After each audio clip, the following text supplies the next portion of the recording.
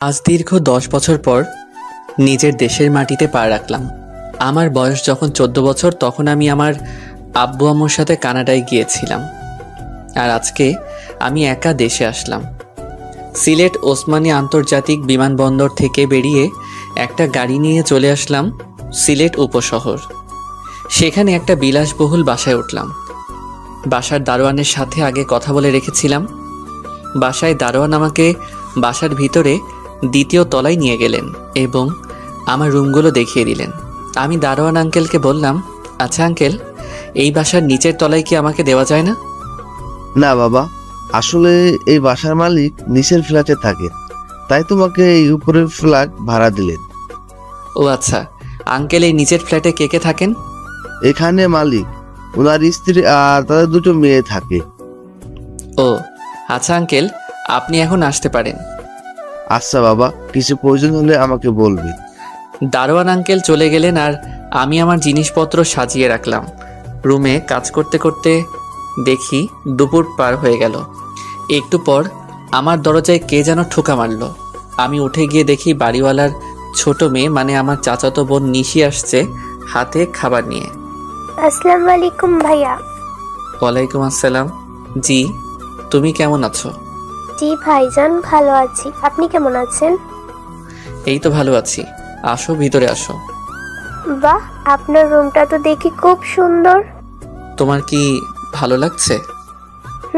খুব ভালো লাগছে। এখন থেকে আমি আপনার রুমে আসব, কিন্তু আমাকে তাড়িয়ে দিবেন না। আচ্ছা, তোমার যখন খুশি আসিও।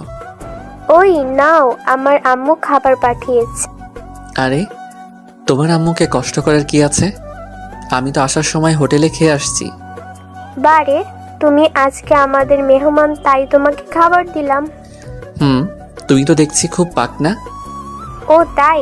আচ্ছা, এখনই যাই। যাও। কি এতক্ষণ হয়তো আমাদের কথা বুঝলেন না? চলুন আগে আমার পরিচয়টা দিয়ে দেই। আমি কাব্য জামিল, বাবা মায়ের একমাত্র ছেলে। কানাডা থেকে লেখাপড়া করে আসছি। আর আগেও বললাম আমার বাবা মা কানাডায় থাকেন। আর দেশে আসার একটা কারণ হলো আমার ভালোবাসার টানে আসলাম। আমার আব্বু বলেছেন আমার চাচাতো বোন মিমের সাথে নাকি আমার বিয়ে ঠিক হয়ে আছে। আর আব্বু বলেছেন যদি কাউকে বিয়ে করতে হয় তাহলে এই মিমকে করতে হবে। আর বর্তমানে মিমের সাথে আমার প্রেম চলছে। আর যে বাসায় আছি সেইটা আমাদের আর চাচুদের যৌথ বাসা। আর নিশির বড় বোনের নাম মিম জান্নাত মৌ। সবাই মিম বলে ডাকে, কিন্তু আমি তাকে মৌ বলে ডাকি। মৌ বাবা মায়ের অতি আদরের বড় মেয়ে। অনেক দিন ফোনে কথা হয়েছে মৌয়ের সাথে, কিন্তু আমাকে কখনো দেখেনি। মিম খুব কান্নাকাটি করেছে আমাকে দেখার জন্য, কিন্তু আমি দেখা দেইনি। আমি অবশ্য মৌকে দেখেছি।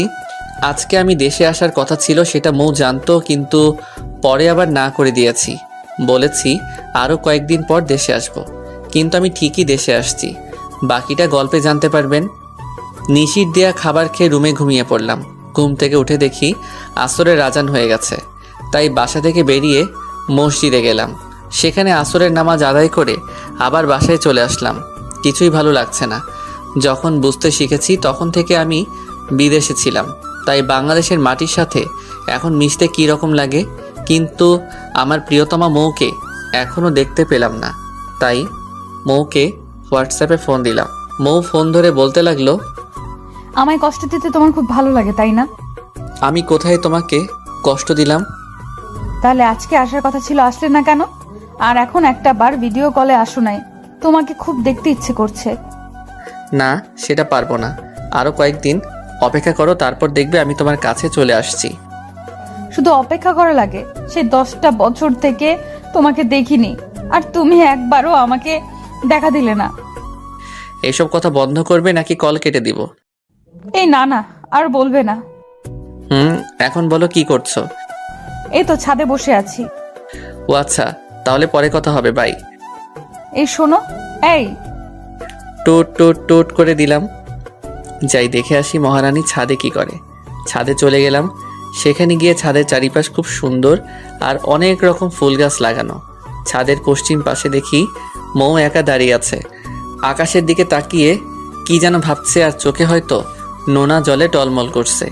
মৌ আমাকে দেখেনি, তাই আমি ছাদের পূর্ব প্রান্তে চলে গেলাম। মৌকে এভাবে দেখে আমারও খুব কষ্ট লাগছে। বড্ড ইচ্ছা করছে আমার প্রিয়তমাকে বুকের সাথে জড়িয়ে ধরতে, কিন্তু না, তা করা যাবে না, না হলে সারপ্রাইজ থাকবে না। আমি এসব ভাবছি তখন পিছন থেকে মৌ বলল,